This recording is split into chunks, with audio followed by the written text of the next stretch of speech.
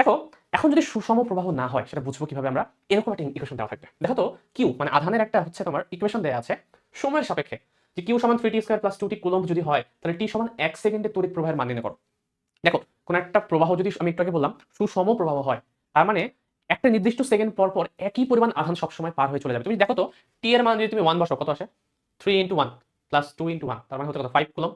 তার মানে প্রথম সেকেন্ডে 1 নম্বর সেকেন্ডে আধানের পরিমাণটা হচ্ছে 5 কুলম্ব। তার ঠিক পরবর্তী সেকেন্ডে টি এর মান যদি 2 সেকেন্ড বসাও তাহলে 3 ইনটু 4 মানে 4 3 12 আর 2 দিয়ে হচ্ছে 4 মানে 12 আর 4 16। তাহলে দেখো একটু আগে যেটা হচ্ছে তোমার 5 কুলম্ব ছিল তার ঠিক পরের সেকেন্ডে সেটা 12 কুলম্ব হয়ে গেল। তার মানে দেখা যাচ্ছে যে প্রত্যেক সেকেন্ডের সাথে সাথে এই কুলম্বের মানটা কিন্তু কনস্ট্যান্ট থাকছে না, মানে সেম পরিমাণ জিনিস যাচ্ছে না, বরং প্রত্যেক সেকেন্ডের সাথে সাথে সময়ের সাথে সাথে কিন্তু বেশি পরিমাণ আধান পরিবাহিত হয়ে চলে যাচ্ছে। তো সময়ের সাথে সাথে যদি বেশি পরিমাণ আধান পরিবাহিত হয়ে চলে যায় তাহলে এটা কিন্তু সুষম প্রবাহ তুমি বলতে পারবে না। বা তুমি অন্যভাবে বলতে পারো এখান থেকে তড়িৎ প্রবাহের মানটা বের করার পর তোমাকে দেখতে হবে তড়িৎ প্রবাহের মানটা কি টাইমের উপর ডিপেন্ডেন্ট কিনা। যদি টাইমের উপর ডিপেন্ডেন্ট হয় তাহলে সেটা সমপ্রবাহ না, যদি টাইমের উপর ডিপেন্ডেন্ট হয় তাহলে সেটা অবশ্যই অসমপ্রবাহ। ঠিক আছে, বা যেটাকে আমরা বলতে পারি অসমপ্রবাহ যেটাকে বললাম আর কি। এখন দেখো আমাকে যেহেতু তড়িৎ প্রবাহের মান বের করতে বলেছে, এখানে কিউ দেয়া আছে, তাহলে আমরা বলতে পারি যে আই সমান কোন একটা নির্দিষ্ট সেকেন্ডে তাৎক্ষণিক, তাই না, 1 সেকেন্ডে বের করতে বলেছে, তাৎক্ষণিক প্রবাহের মান বের করতে বলেছে। কোন একটা নির্দিষ্ট সেকেন্ডে আমার তড়িৎ প্রবাহের মানের ইকুয়েশনটা হবে dq ওভার dt। তো এখান থেকে আমি যদি ddt অফ q এর ইকুয়েশনটাকে বসাই কত আসবে?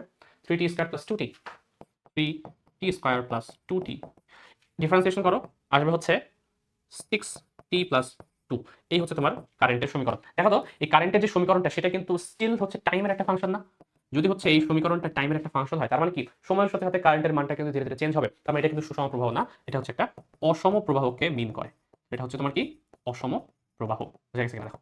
ঠিক আছে, যাই হোক অসম প্রবাহ আমাকে বের করতে বলেছে যে 1 নম্বর সেকেন্ডে তড়িৎ প্রবাহের মানটা কত। তাহলে আমাকে দেখতে হবে t সমান 1 সেকেন্ডে i এর মান কত। তাহলে বসাও, এখানে 60 প্লাস 2 এসেছে, 6 ইনটু t মানে 1 প্লাস 2 অর্থাৎ 8 অ্যাম্পিয়ার।